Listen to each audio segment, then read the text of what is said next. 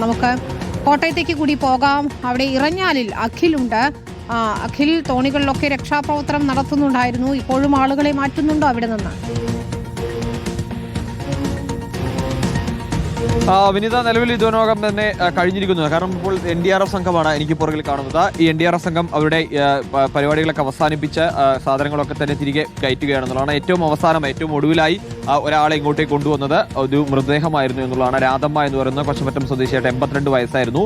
വാർദ്ധക്യ സഹജമായ അസുഖത്തെ തുടർന്നുള്ള മരണം അവിടെ വെച്ച് സംഭവിച്ചു. വെള്ളക്കെട്ടായിരുന്നു, പൂർണ്ണമായും വെള്ളത്തിനടി ഒരു വീടിന്റെ താഴ്ഭാഗമൊക്കെ വെള്ളം മൂടിക്കിടക്കുന്ന സാഹചര്യമായിരുന്നു.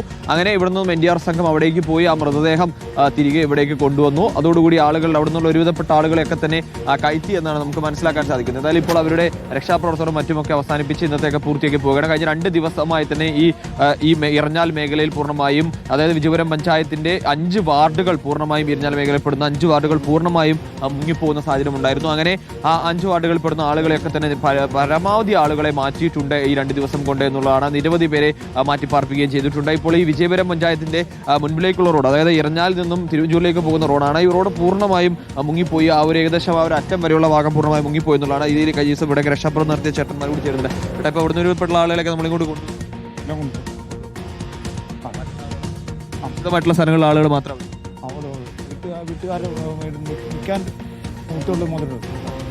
അറ്റം വരെയും ശരിക്കും പറഞ്ഞാൽ പൂർണ്ണമായിട്ടും വെള്ളത്തിനടിയിലല്ലേ?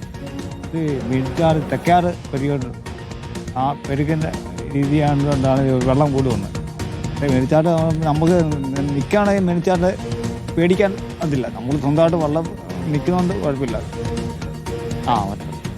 തന്നെയാണ്. അതായത് നമ്മളിപ്പോൾ നിൽക്കുന്ന ഈ ഭാഗം, ഇവിടെ നിന്നും മുന്നോട്ടൊക്കെ പോയി കഴിഞ്ഞാൽ ആദ്യം മുട്ടിലോളം വെള്ളം വരും, പിന്നീട് അരയോളം വെള്ളം വരും, പിന്നീട് നെഞ്ചിന്റെ ലെവൽ വരെയൊക്കെ വെള്ളം വരും. അങ്ങനെ വെള്ളം കൂടി കൂടി കൂടി കൂടി വരുന്ന ഒരു സാഹചര്യമാണ് ഉള്ളതാണ്. ഇതൊരു റോഡാണ്. അതായത് ഈ കാണുന്നത് ഒരു റോഡാണ്, തോടോ അല്ലെങ്കിൽ പുഴയോ ഒന്നുമല്ല. ഇതൊരു റോഡാണ്. പ്രധാനപ്പെട്ട കോട്ടയം ജില്ലയിൽ തന്നെ വളരെ പ്രധാനപ്പെട്ട ഒരു പാതയാണെന്നുള്ളതാണ്. ഇത് പൂർണ്ണമായും മുങ്ങിപ്പോയിരിക്കുന്നു എന്നുള്ളതാണ്. പല ആളുകളുടെയും വീടുകൾ വലിയ തോതിൽ വെള്ളം കയറിയിട്ടുണ്ട്.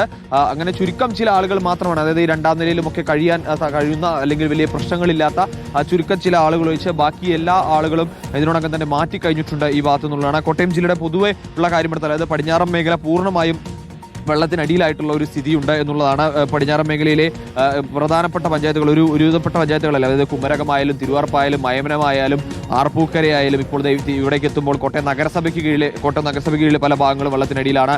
ഒപ്പം MC റോഡ് വെള്ളത്തിനടിയിലായി കഴിഞ്ഞിരിക്കുന്നു. ഒപ്പം ഇപ്പോൾ വിജയപുരം പഞ്ചായത്ത്, മണർക്കാട് പഞ്ചായത്ത്, ഏറ്റുമാനൂർ മുനിസിപ്പാലിറ്റിയിൽ ചില ഭാഗങ്ങളിലുണ്ട്. അങ്ങനെ പ്രധാനപ്പെട്ട സ്ഥലങ്ങളിലെല്ലാം മണിമലയിലേക്ക് പോകുമ്പോൾ അങ്ങോട്ട് അവിടെ ആ ഭാഗത്ത് പഴയടം തുടങ്ങിയ ഭാഗങ്ങളിലൊക്കെ വെള്ളക്കെട്ടുണ്ട്. അങ്ങനെ ഒരുവിധ മേഖലയുള്ള എല്ലാ മേഖലകളിലും വെള്ളക്കെട്ടും അതിരൂക്ഷമാണ് എന്നുള്ളതാണ്. പാലായിലും ഈരാറ്റുപേട്ടയിലും ഒക്കെ കഴിഞ്ഞ ദിവസങ്ങളിൽ വലിയ വെള്ളക്കെട്ടുണ്ടായിരുന്നു, വലിയ നാശനഷ്ടം അവിടെ വിതച്ചതുമാണ്. ഇപ്പോൾ എന്തായാലും അവിടെയുള്ള വെള്ളം താഴ്ന്നു തുടങ്ങിയിട്ടുണ്ട്, പാലയിലടക്കം താഴ്ന്നു തുടങ്ങിയിട്ടുണ്ട് എന്നുള്ളതാണ്. അത് ഒരു പരിധിവരെ ഇവിടെയും ആശ്വാസമാണ്. അതായത് ഈ നാളെയോട് കൂടിയൊക്കെ ഇവിടുത്തെ വെള്ളം കൂടിയൊക്കെ താഴ്ന്നു തുടങ്ങും. അതായത് നിലവിൽ ഇപ്പോൾ ഇന്നെന്തായാലും താഴ്ചയൊന്നും സംഭവിച്ചിട്ടില്ല. ഇന്നലെ ഉള്ളതിനേക്കാൾ കുറച്ച് വെള്ളം കൂടുന്ന ഒരു സാഹചര്യമായിരുന്നു. ഇന്നലത്തേക്കാൾ കുറച്ചുകൂടി ഒരു അരയടിയോളം ഒക്കെ വെള്ളം കൂടുന്ന ഒരു സാഹചര്യമായിരുന്നു ഉണ്ടായിരുന്നത്. അതിൽ നിന്നും വ്യത്യസ്തമായി ഇന്ന് വൈകുന്നേരത്തോടുകൂടി മഴ നിൽക്കുകയാണെങ്കിൽ, പക്ഷേ ഏറ്റവും ആശങ്ക ഉണ്ടാക്കുന്ന കാര്യമെന്ന് പറയുന്നത് റെഡ് അലർട്ടാണ്. റെഡ് അലർട്ട് ആയതുകൊണ്ട് തന്നെ ഈ വെള്ളം മഴ കനക്കുകയാണെങ്കിൽ അത് പ്രതിസന്ധി ഉണ്ടാക്കും എന്നുള്ളത് തന്നെയാണ്. പക്ഷേ മഴ കനക്കാതിരുന്നാൽ ഇന്ന് രാവിലെ മുതലൊക്കെ ഉണ്ടായിരുന്ന പോലത്തെ ഒരു കാലാവസ്ഥയിലാണ് മുന്നോട്ട് പോകുന്നതെങ്കിൽ ഏറെ ആശ്വാസം നൽകും. അത് വെള്ളം താഴ്ത്തിക്കൊണ്ട് കാര്യങ്ങളിലേക്ക് കൊണ്ടെത്തിക്കും. പക്ഷേ ഈ മഴ നിന്നാലും മഴ തോർന്നാലും ഒരു 2-3 ദിവസം കൂടി അല്ലെങ്കിൽ അത്ര രൂക്ഷമായ വെള്ളക്കെട്ടാണ്. ആ വെള്ളം ഇറങ്ങാൻ അത്രയും സമയമെടുക്കും. പക്ഷേ ശക്തമായ മഴയ്ക്ക് ശമനമുണ്ട്, അതൊരു ആശ്വാസകരമാണ്. പക്ഷേ ഇടവിട്ട് മഴ പെയ്യുകയും ചെയ്യുന്നുണ്ട്. പലരും പറയുന്നുണ്ട് ഇവിടെ കണ്ണൂരിൽ മഴയുണ്ട് എന്ന് പറയുന്നു, കോഴിക്കോട് അവധിയുണ്ട്, പത്തനംതിട്ടയിൽ അവധിയുണ്ടോ എന്ന് ചോദിക്കുന്നത്. പത്തനംതിട്ടയിൽ അവധി തന്നെയാണ്. വയനാട് ചെറിയ രീതിയിൽ മഴ പെയ്യുന്നുണ്ട്, കണ്ണൂരിൽ മഴ പെയ്യുന്നുണ്ടെന്ന് പറയുന്നുണ്ട്.